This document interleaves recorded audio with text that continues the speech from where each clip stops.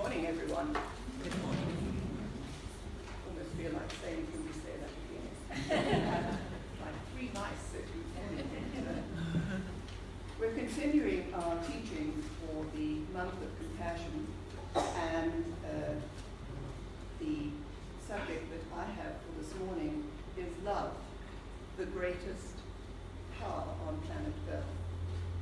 May the words of my mouth and the meditations of all our hearts be always acceptable in your sight, O Lord, our God, and our Redeemer. Amen. Love. It's such an innocuous word, isn't it? A word which once meant so much in so many situations has become a catchword to get us to buy products we don't really need or want. Almost an empty word because of its overuse. We know that there are three Greek words for love: eros, philos, and agape. I posit that of the three, agape is the most true and the most effective. It has been called abstract, but it's not. Some definitions claim it as a universal love, charity, or even altruism. Essentially, it's the love inside us that we give freely to others, regardless of our relationship to them. The whole idea of agape love is that we don't even need to admit the other person, but we still want to help them, cooperate with them, or do good deeds towards them. While we may not expect anything in return for our selfless good deeds, studies show that we can actually benefit, or it can actually benefit us, negating the effects of stress and having an overall positive effect on our mental health. I prefer to believe that it is agape love which feeds our soul. It's not based on any return, but it makes us a better person. Let me demonstrate this. I came across 4 serious accidents on Jansmats Avenue this week. By Thursday, I was expecting this at every turn, and I was not disappointed. I pulled my car onto the verge when I saw a woman whom I'd never seen before, waving her arms around, screaming and crying at a very confused man, while both their cars appeared to be badly damaged.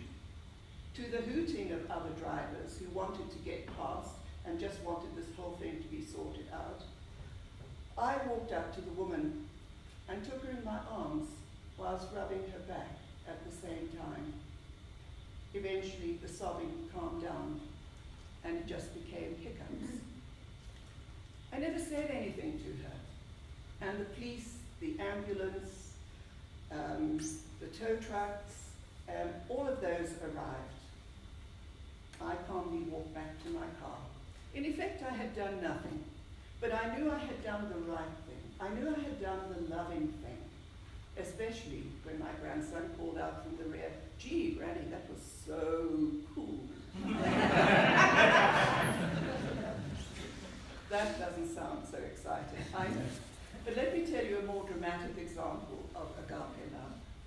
During the Second World War at the Auschwitz concentration camp, a Jewish man escaped one night. Now, it was the rule that if a person escaped, that the Nazi soldiers would then take 10 people, in this case 10 men, the next day, and they would be killed. So they called all the men together, and they chose 10 to die in the place of the one who had got away. One of them cried out and begged as he was selected. He had a wife and children who needed him. Could he not be spared? A Catholic priest standing nearby asked the soldiers if he could die in the place of this man, as he had no family. They agreed, and by this very act, and you probably know of this man, Maximilian Kolbe became a martyr to the truth of the evils of Nazism, a true hero for our time, a saint who lived what he preached, total love towards God and man. Martin Luther King was another who practiced the redeeming power of love, as did Mother Teresa and many other heroes of the faith. But in effect, they were putting into practice what Jesus taught 2,000 years ago. Love your enemies. he has pried this out over the centuries. No one living in South Africa today can fail to notice the anger, despair, racism, and hatred which surrounds us. The recent acts of xenophobia most aptly demonstrate that this is just the tip of the iceberg. What do we do? What can we do? We could do no better than to follow the example of Martin Luther King and others, whose message was always one of nonviolence and love in the face of danger. Many today, I guess, would laugh at the Christian edict to love, because God is love, and Jesus called on his followers, which means us today, to love one another. I'm quoting, "as I have loved you." If we strive to grow in love, we are not indulging in the private pleasure of Christian dreamers and idealists. Christian love, beloved, is the strongest force on planet Earth. Christian love is in our DNA as followers of Christ. By this shall all men know that you are my disciples. These two verses are a summary of Jesus' entire earthly mission and teaching. He's not asking us, he's commanding us to love one another. As always, Jesus leaves no stone unturned. The content of the message is clear. We are to love as he first loved us. That, my friends, took him to the cross and to death. And finally, he gave effect to this message. We will be identified by our love. They will know we are Christians by our love. Think on this. You can only give away what you have received before. You can only give away what you have received before.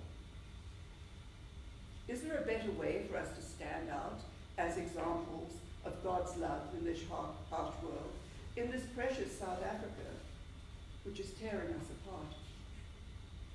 I hope you are convinced enough to put this into practice, whether it's helping an elderly person or handicapped person across the road, taking a meal to someone in need, or maybe just holding someone when it seems their world is falling apart. You may be curious to know about what happened to Gajon Iswick, the man Father Colby saved. He died on March the 13th, 1995, in Poland. He was 95 years of age. And that was 53 years after Father Colby had saved him. But he was never to forget Maximilian Kolbe. After his release from Auschwitz, Gajon Iswick made his way back to his hometown with the dream of seeing his family again. He found his wife, and I think he had 2 daughters, but his 2 sons had been killed during the war. Every year, on August the 15th, he went back to Auschwitz. He spent the next 5 decades paying homage to Father Kolbe, along with his family, honoring the man who died on his behalf. Amen. Amen.